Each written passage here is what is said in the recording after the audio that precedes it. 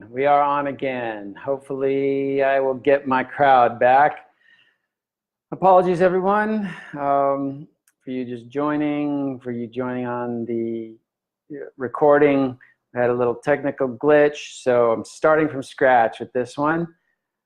Trying to get people on. R. Christian Minson here, your catalyst for transformation and awakening, coming to you live from Rythmia Studios.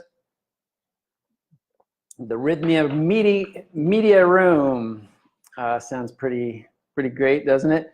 All right, we've got people joining on. I'm going to give just a couple minutes now to get some live folks back on.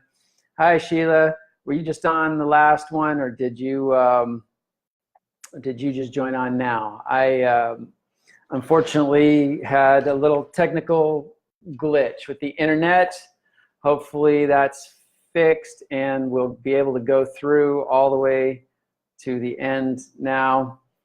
The subject today, the stages from darkness to light, and yeah, good. Well, hi there, Tom. And people are joining on. So you know a little bit about me. I'm here at Rythmia. Been here now going on a year, shy of a year at this point. I'm the director of the breathwork program here, amongst other hats that we wear. Many hats get worn in this scenario. All right, lots of people are starting to wave. Hey, back again. Sorry for the interruption a minute ago. While we're talking, let me see if this shows up now on videos. A helpful way to return to the moment. Nope. So, sorry, I'm a little distracted here. When the electronics don't work the way you want them to, it kind of forces you to improvise. Anyway, what I like to say is up front, if you're ever on the recording and you don't want to listen to all this, welcoming and all that, skip to about 3 minutes in. If you skip to about 3 to 5 minutes in, that's the beginning usually of the content. I usually wait for a number of people to show up before we get started. Keep waving, keep telling me you're on. Reese, hey, good to see you on here. 25, all right. I normally wait for about double that, but because we're a little bit behind, let me formally introduce the topic for today. The stages from darkness to light. I'm R. Christian Minson, your catalyst for awakening and transformation here at Rythmia Life Advancement Center. I'm the director of the breathwork program here. I'm a certified transformational breath facilitator, senior trainer. For the last 12 years, I was a monk for 10 years before that, which I'll be speaking about next week for those who want to tune into that. I'm a speaker and author. Wrote a book back there. We'll skip that part today. And I wanted to remind you that we got breathwork weeks here at Rythmia every so often. The next one's going to be December 2nd through 9th. December 2nd through 9th. This is where all the ceremonies are breath ceremonies. We take out the plant medicine ceremonies for those who either can't do it, physically are unable, or mentally or spiritually just not in alignment with it, but still want the transformative experience that Rythmia has to offer. These breathwork weeks are for you. All right, so Jamie, hey there. I miss you too. And Sheila, miss you too. And let's get started. So we're talking about the stages from darkness to light. Really what this is the stages of evolution, the stages of evolution of your consciousness, the stages of evolution of your life, or more realistically put, the stages of dealing with your issues, with how to get, how to evolve in life, basically. And Why is this important? Basically, to go over this, knowledge is power. As they used to say in the monastic order I was in, it was a yogic order, meaning we practiced the esoteric yoga, the yoga of meditation, and yoga meaning union with the divine, union with God, however you want to phrase it. But there was a saying that awareness is the pillar of yoga, meaning that awareness was the foundational cornerstone that then allowed you to make progress, to evolve. That, as a result, introspection was one of the five habits of highly spiritual people that I derived from that monastic experience. Introspection being that looking in at yourself, observing your life on ideally a daily basis, and surmising how things are going. On the battlefield of life, your good tendencies and your bad tendencies battled together. Which one won that day, and why? What was the battle strategy, and how can you strategize for the next day to let your good tendencies come forward and win? So introspection really is an important part of the process, and that's what we're really looking at today. And this really facilitates the ease of your evolution. This serves the purpose of giving you direction on where to go next, what steps to take, as I mentioned, sort of what your battle plan is. And Christine, hey there, Christine, joined on. Carla, battle strategies, I like it. Yeah, I don't, I like it, and I sometimes think a lot about how we phrase things in life, and that reflects our consciousness. So when I use war analogies, sometimes I backtrack in my mind and think, what would be a better analogy? Because that war analogy, it's like us against the world, us against our tendencies. And there is that struggle, there definitely is your habits you're trying to cultivate versus the habits that have been ingrained and aren't serving you so well. So there is this struggle against them, and that's the vein in which I say it. And since you like it, we'll just go with it. But know that's some thought process behind that. So when we talk about the stages from darkness to light, the stages of our evolution, there's something out there. I want to draw from something I've heard. They often use this in the business world or any world. There's 4 stages of competency, and maybe you've heard this before, and if you haven't, it'll be news to you. And if you have, then maybe there will be a little bit of spiritual edge to this. The first stage is the unconscious incompetent, meaning the spiritual framework of this would be ignorance. That you just don't know. You're unconsciously incompetent. You're incompetent, meaning in this case, you're unaware. You've got bad habits. Your life's not going in the direction you want it to. And the unconscious part is you're not aware of it. So you're unconsciously incompetent. In other words, you're in ignorance, and sometimes ignorance is bliss. That phrase really comes about when we step in to the second stage, and we lament on the days when we were ignorant, because the second stage is really conscious incompetent, right? And this is characterized spiritually as awareness. And what did I say in the beginning? Awareness is the pillar of yoga, right? Awareness is the pillar of our evolution, of our life, our upward mobility in our life. So when we become consciously incompetent, often that's where we lament. I wish I just didn't know, because now you're conscious of your bad habits. You're conscious of your incompetence. You're conscious of the things that don't work in your life and that you'd really like to change.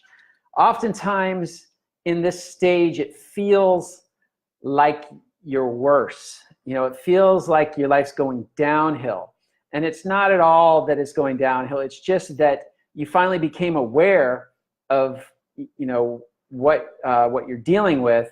And in that awareness, now it all comes to the forefront of your consciousness, and you think, oh, geez, you know, am I ever going to get over this? Or it just seems like more and more is coming on. More isn't being added. It's just coming to the surface for you to be aware. So that's the conscious incompetent. Then we start to move into conscious competence. All right, so this is really characterized spiritually as taking action, doing, striving to better your life. So now you're consciously aware of what, you know, what's not going right in your life. You made a game plan towards, you know, a goal for what you do want in your life. You made a game plan to get there, and you're working that plan, right? This is the conscious competent, forging a new direction, helping your life get online for the better, and knowing you're doing it.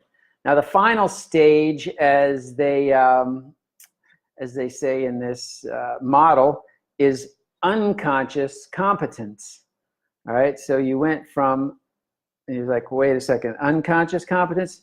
What that means is basically that you have formed the habit of competence. You've formed the habit, or you've done what you strove to do in the conscious competent phase.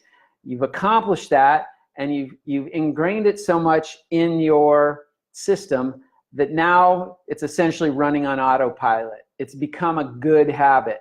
And as a good habit, you no longer have to think about it. You no longer have to push yourself to do it.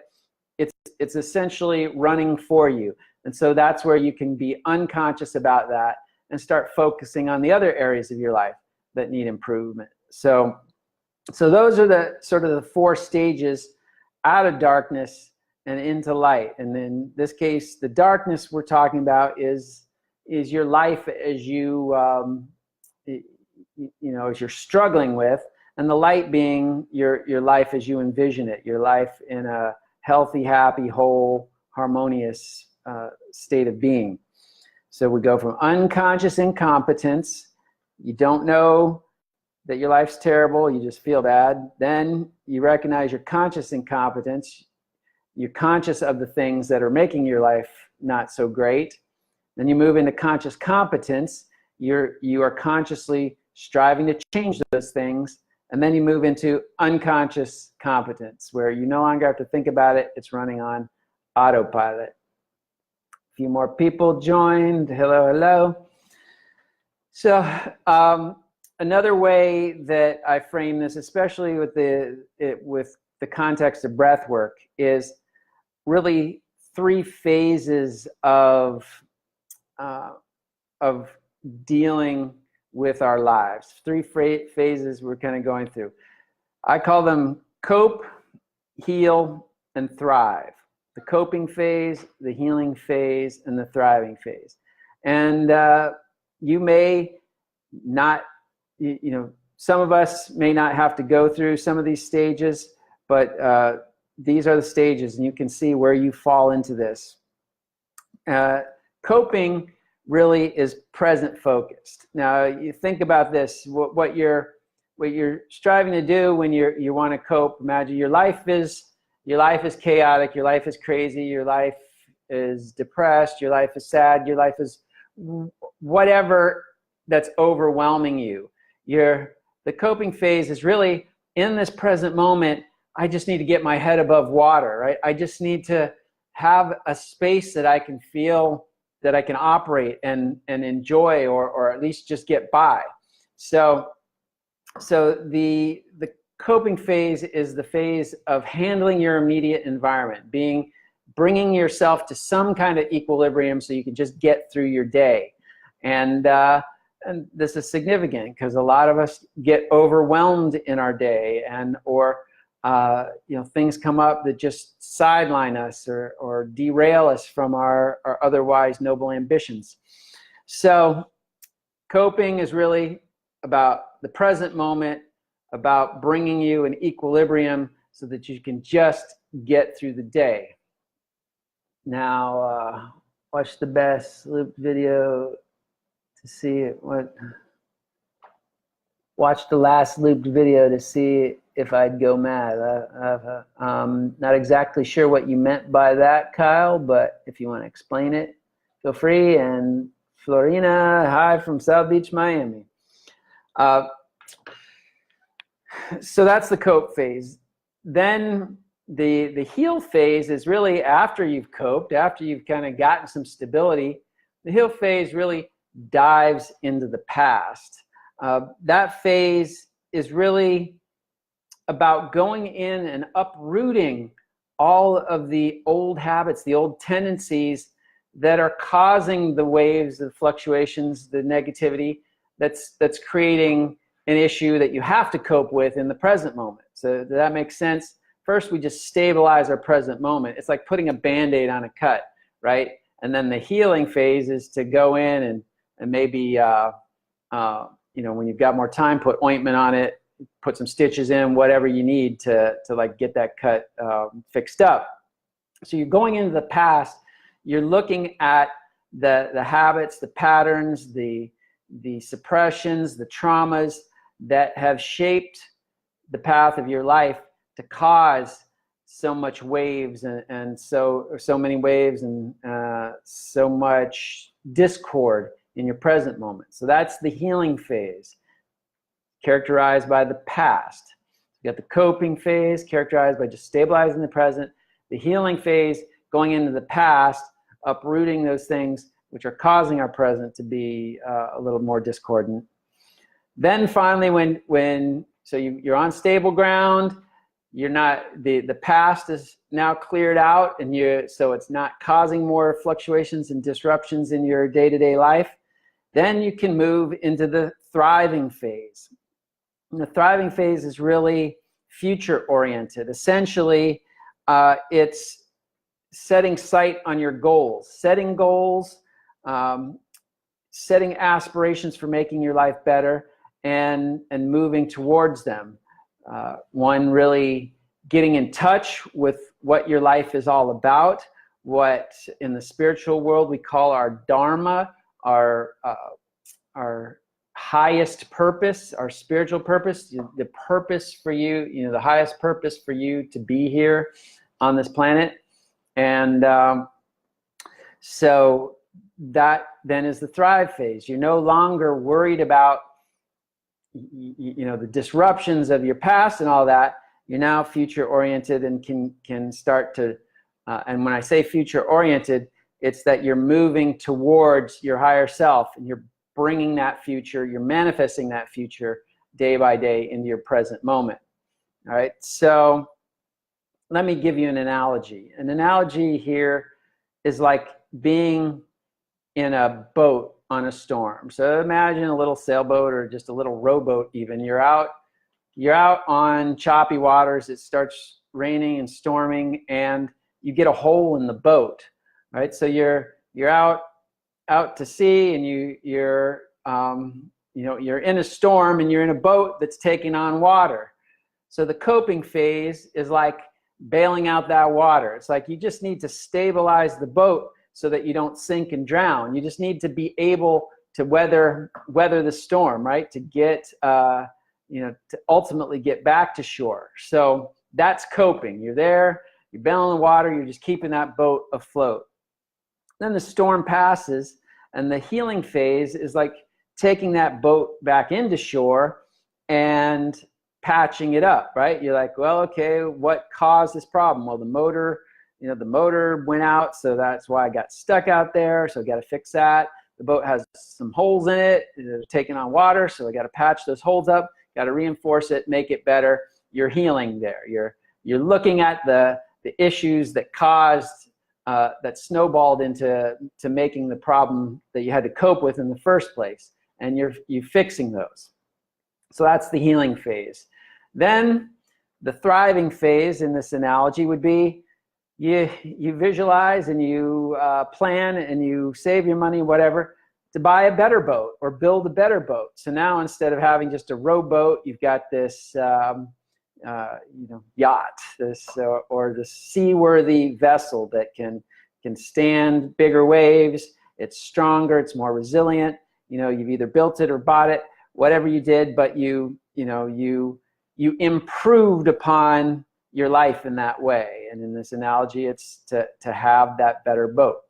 So hopefully that sort of gives you an understanding of the healing, coping, or thriving. I'd love to see if you want to put in the comments what phase you feel like you're in. And as we see if anybody's going to give us any comments, I'll just refresh myself. Take a pause to say that I'm coming to you live from Rythmia Studios, and if you ever want to know anything about Rythmia, just call that number right up above, and they'll answer all your questions. All right, Melanie, thank you for getting the ball started. So you're in the healing phase. All right, well, this is good to hear, good to know. Yeah, the coping phase is really marked by freneticness. Like, it's just like, if I don't, usually a lot of fear and anxiety, because you've got things, things are so immediate. When the healing phase is usually marked by a little more, sadness, a little more, as you go deeper into things, you start understanding what needs to be changed. And so let's see, healing, in between coping and healing. Hey, just got here. Oh yeah, all right. Come. Oh, not here probably, but online here. I don't know. I don't have a boat. All right. Well, that's you do have a boat, because in this analogy, your boat is your consciousness. All right. So your consciousness is either trying to cope with reality. Your consciousness is trying to heal, or your consciousness is looking forward and thriving, looking to expand, looking to evolve. But Melanie, but feel on the precipice of thriving. That's great. That's exactly, that's the sensation of when your healing is in motion. When you're actually actively healing, you are moving towards that thriving phase. So good there. Missed the beginning. Yeah. So that's all right, Serge. You can watch the replay. Jeanette, all right, thriving, excellent. And the shamanic stage. So that I put into the thriving stage, where you're focused more on your upward evolution. This also probably works well with Maslow's hierarchy of needs. Some of you may be familiar with that, a pyramid of needs, where the basic premise is that we have an up-leveling of needs. The first needs are just physiological, just like safety and security. Like, where am I getting food? Where do I get shelter? The next is like belongingness, or if I remember correctly, it's like, now how do I fit into the community? How do I find my place in this vaster realm? Then it's like love and acceptance. How do I, fit in emotionally now, not just find my place, but now feel emotionally secure. And goes all the way up. The final phase being self-actualization, where our final need, once all these baseline needs are taken care of, is to reach for our highest potential and grasp it and embody our highest potential. And that's what I would call the shamanic stage there. So Scott, thanks for that. Healing, definitely healing. Healing, listening to you from the airport in Las Vegas. All right. Yeah. I can see why you need some healing then there, Melanie. Confidence is a self-esteem need. Great. So so here, so where am I? Good to hear. So really, the majority of people are in the healing phase, and that is really why Rythmia came into existence, and why breath work is part of our life now, and why I got into breath work, because it's such a powerful tool. We really want to get into how we get through all these stages. And the one thing that I know works in every phase is breath work, is conscious breathing techniques. Because the first thing they do is just, in that coping phase, breath work just gives you space to sort of, it's like a pressure cooker. When you're in that coping phase, it's like all this pressure is on you, too much pressure. And sorry, I got a whole bunch more.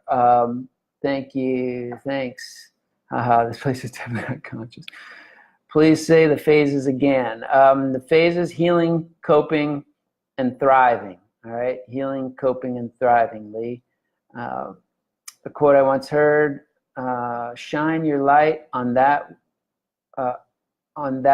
you wish to grow." Yeah, exactly. So that would be an example of the thriving phase. And that's really embodies the essence of setting intentions. In my book, you're setting your intentions always in a positive, forward-moving fashion. Not that I want to let go of sadness, but that I want to bring more happiness into my life. Not that I want to get rid of anxiety and stress, but that I want to bring more peace into my life. All right. So, so back to how the breath work is really, the coping phase. We're like in a pressure cooker, and that pressure cooker, our breath is like the valve, the release valve in the pressure cooker. So as we learn to breathe better, if you've noticed, when you feel under pressure and stressed and anxious and tense and fearful, what are you doing with your breath? Largely, most of the time, most of us are holding that breath in a tense body posture. So we're holding tension in the body, and we're holding on to the breath. That's like the pressure cooker valve being stuck in the down position.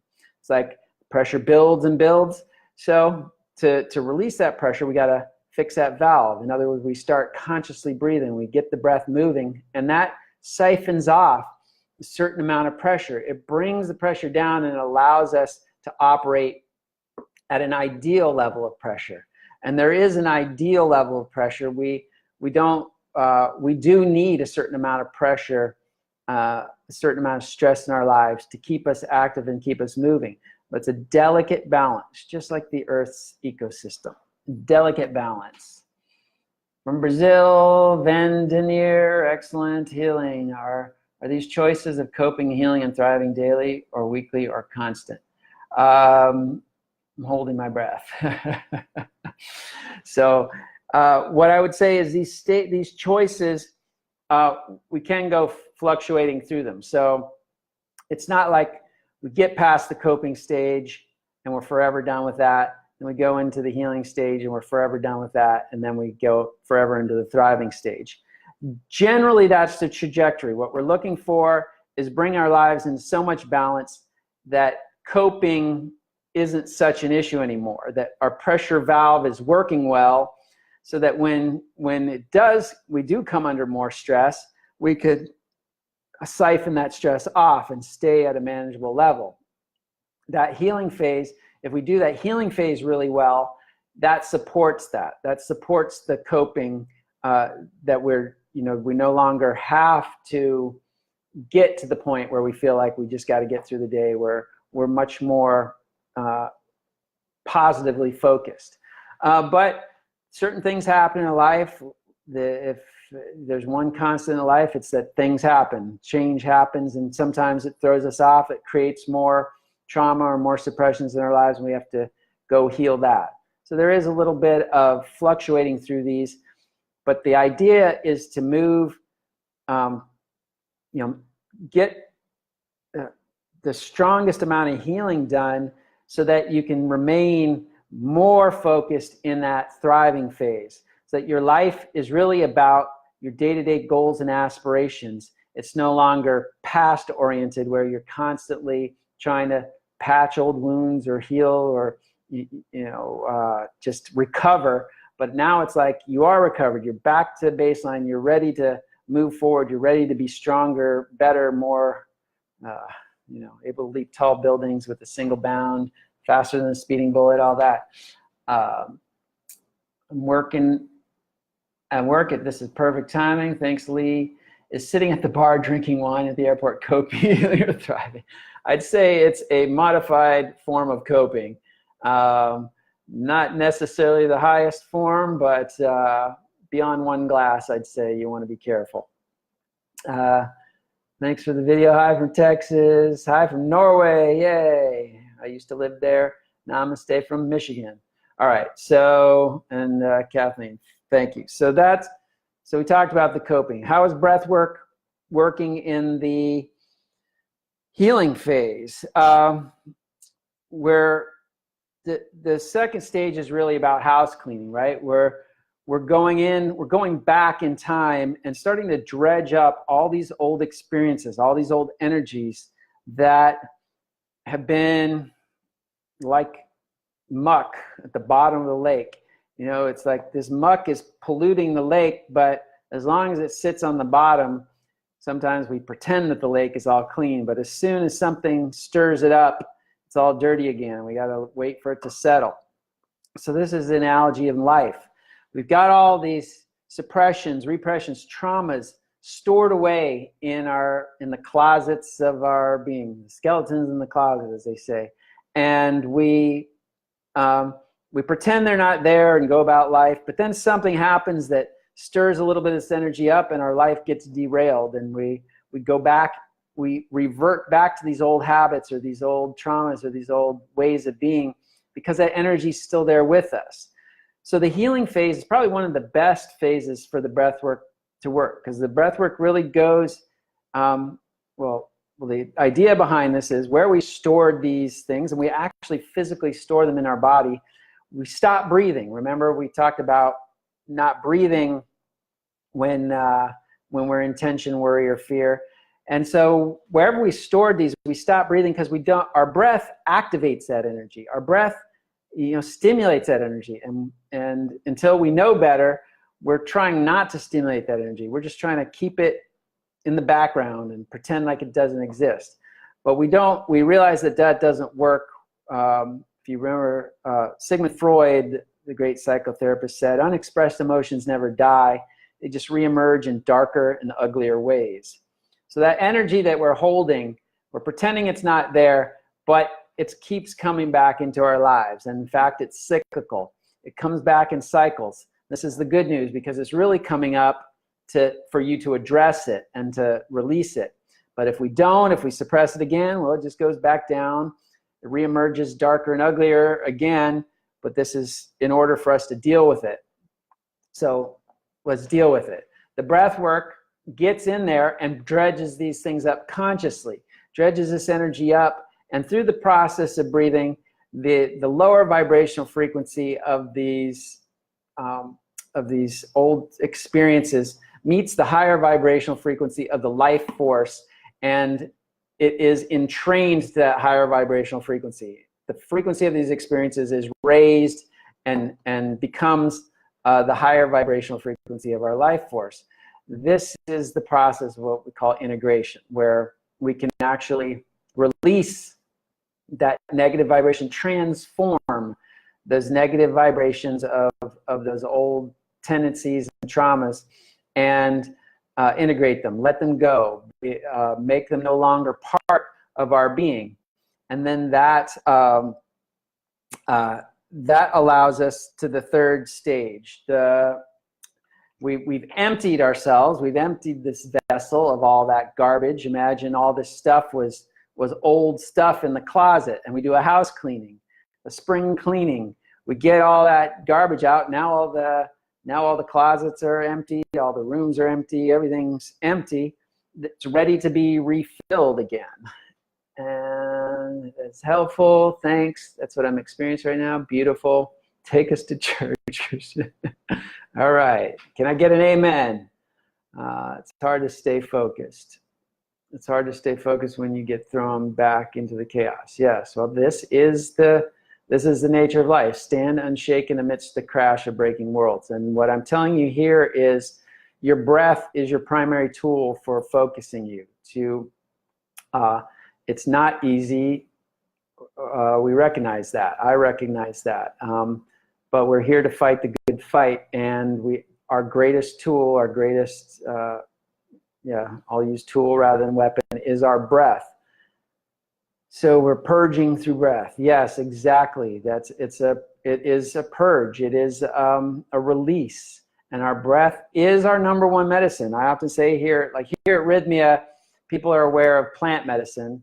People come here generally for the plant medicine, but I always stress that we have 4 days of plant medicine ceremonies, but we actually have 7 days of ceremony, because the other 3 are breath medicine ceremonies. Breath, or oxygen, being our original medicine, right? It's oxygen, or more astutely put, the life force energy within the oxygen that was the original medicine of life. It is life itself. It is the life force that brings us to consciousness, the life force that makes us able to move and go into action, the life force that helps us to feel and to experience empathy and to experience the joy of being. So this is our original medicine. And in fact, I would posit that even the plant medicine is actually just helping us activate our life force energy, so that even the plant medicine is in support of our original medicine. It's not something ultimately separate that's doing something different. That's my philosophy. Take it or leave it. So how do you let them go? You do the process of breathing. One, come to Rythmia, we'll learn all about it.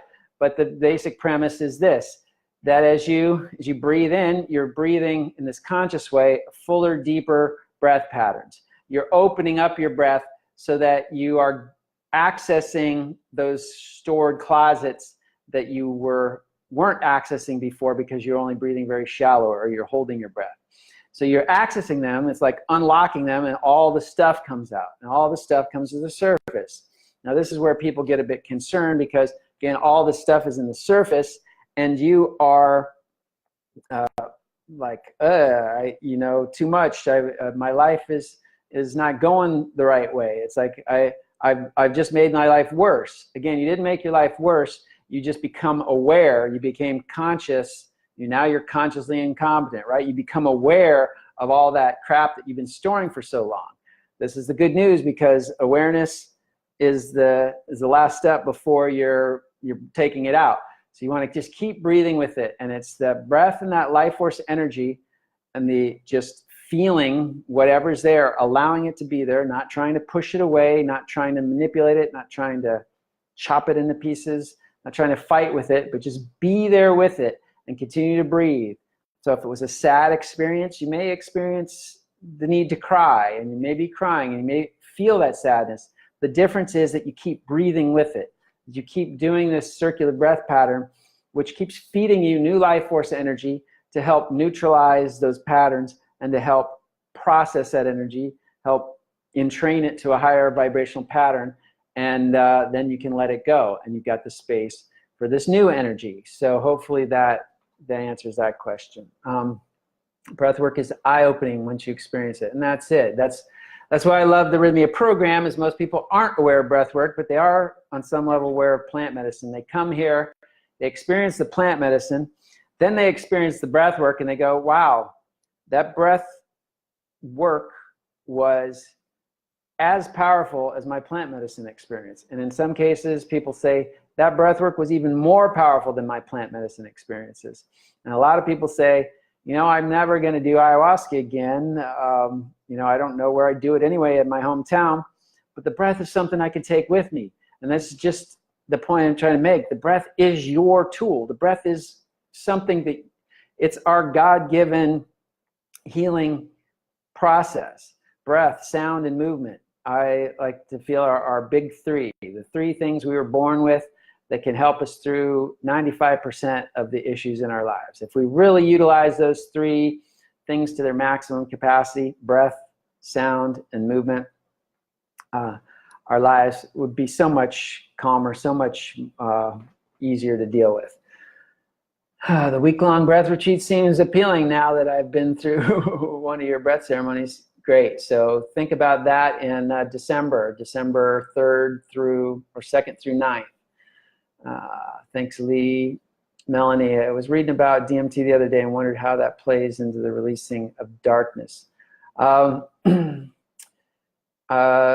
the DMT is giving you, the DMT is opening you up to your higher self, that thriving part of you. It's basically, the way I look at it is it's giving you a destination to start moving towards. You open your consciousness up and you see the perfection of your being. I'll keep it in the screen way out there, and you see it. So now you know where to move. When you maybe come off the DMT experience and that window closes up, but now you've got a guide. You know a general direction to be moving in, and you keep moving in that direction. So, and then you realize when you're moving in that direction and you realize you're moving very slow, you look around and you see that you're holding all this baggage, right? The baggage is all these old tendencies, all this old suppressed emotions and these traumas. That weighs you down. So if you really want to travel to your destination, then you start doing things, you start employing techniques like the breath work to help you let go of this stuff so that you can start moving towards that destination in a faster way. Lee says, that's exactly what happened to me. I'm going in an hour class tomorrow. Can I do an hour on my own? Christina, I recommend you do 5 minutes, work up to 15 minutes, work up to half an hour, and then you can ultimately, yes, you can do an hour of breathing on your own. The only the thing I'd caution you on is that if you're still in a phase of, if you're still in the healing phase, basically, if you're still releasing a lot of old trauma or old suppressed energy, you might hit a pocket of something that's a little bit stronger than you are ready to deal with on your own. That it's very helpful to have a facilitator there who's not going through the experience but knows what you're going through, somebody who knows how to help you through that process. And that's why I'd say stick with a facilitator for those longer sessions. When you feel relatively good about having cleared that stuff out, or you feel good about your capacity to handle whatever comes up, then go for it. Go for those longer sessions on your own. This ultimately, the goal is to be able to do this on your own because, like I said, it is your God-given healing power, the breath. Why be sad when nothing matters? When I realize nothing matters, life has been better. I can actually breathe, but something is missing. It's because maybe something's missing because actually everything matters. And when you make that nothing matters is a good step towards letting go of all that you thought mattered, all this negativity that you thought was so important in your life. You release that. But it's kind of like a farmer who is planting a field. First the field is full of weeds, and so it looks like something's there.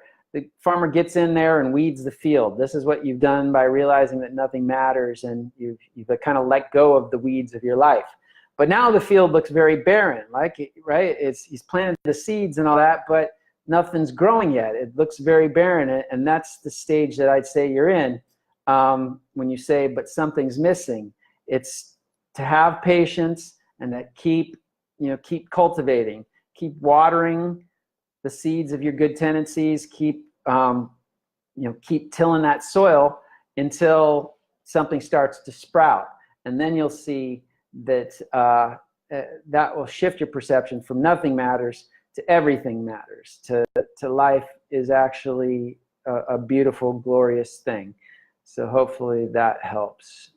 Do you have to do plant medicine at Rythmia? No. Who just asked that? Kathleen, I was just talking about, there's a breathwork week at Rythmia.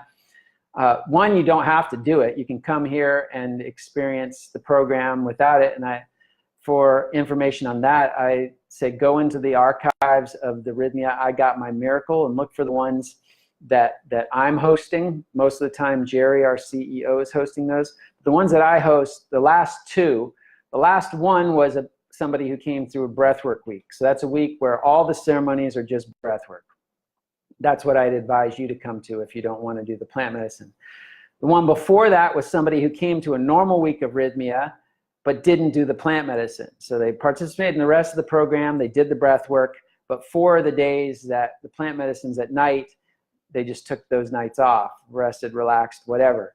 And still, they got their miracle. They enjoyed the experience immensely. So I advise you to go back in our archives and look at those, and you'll get some inspiration on coming to Rythmia if you don't want to do plant medicine. Natalie, I'm moving in that direction. That's all right. That's exactly right. Being able to let go of the baggage, right? So, and then when you do, you feel so much lighter, and you feel like you can go so much faster towards your goal. Got it? I'm sticking to the class. Good. Thanks, Christine. Will this work with PTSD? Absolutely. PTSD is one of those things that we're holding on to. Great explanation of DMT. Thanks, board in the plane. All right. So good luck. Have a great flight back to San Diego there, Melanie, from Las Vegas. The breath work is something else. It is indeed. I like that analogy, and thank you for that. Good. The last thing I want to say, then, we're getting, the third stage. How the breath work works in the third stage is that it's a refill. Now we've emptied ourselves of all the baggage, right? We've let go of that baggage. Now we're light. Now it's like, use the analogy of maybe a car. You let go of all the baggage, everything that's not needed, that's weighing down the car, that's causing you to have poor gas mileage and all this. Now you're going well, but the thriving stage is, how can you make that car even better? How can you get there even faster? How can you enjoy it even more? And so you start adding a powerful stereo system for your enjoyment, and you soup up the engine, and you get high octane fuel, and you're doing all this stuff so this is the thriving phase. And how the breath work is working here is, remember, the breath itself the breath work is working with oxygen. Oxygen, our original medicine, the carrier of life force energy, the highest frequency energy that brings us to life.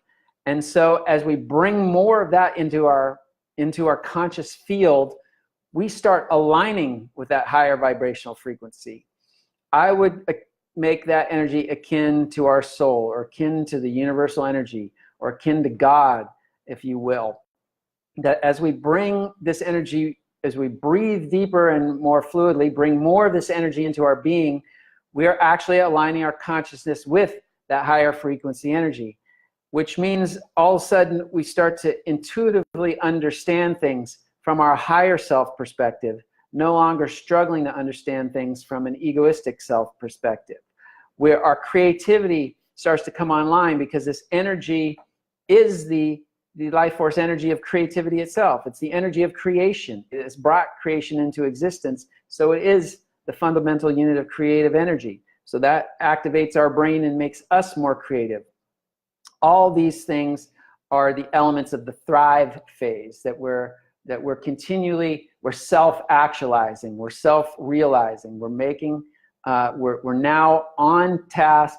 We've got that destination, we're heading towards that destination, and we're moving ever faster, and we're ever more excited about it, and we're getting more information about how to do that better and better all the time.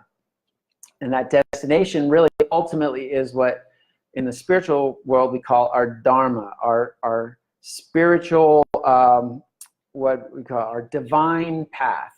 Meaning that we can have many goals in our lives, but our dharma is really the goal that's best not only for you, but best for the world as well. Your unique path that's not only going to fulfill your own self-actualization, but it's actually going to contribute to the world in the best way that you're able to.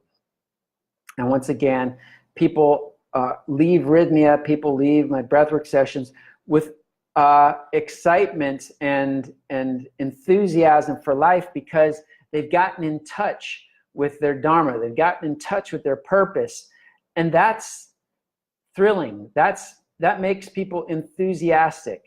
If you've ever looked at the word enthusiasm, it's entheos, in God.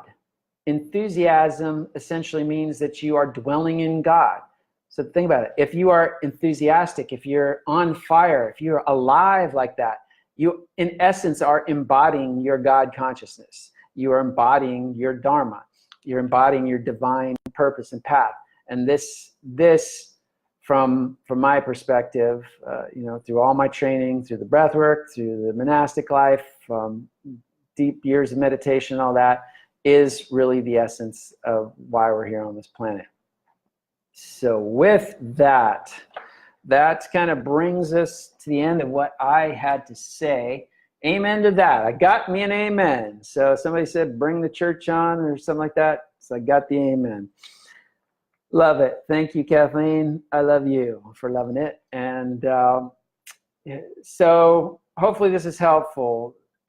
It's all meant to bring you some awareness, to take you out of that phase of unconscious incompetence to at least conscious incompetence, which most of you, if you're listening to this, you pretty much have been in that phase.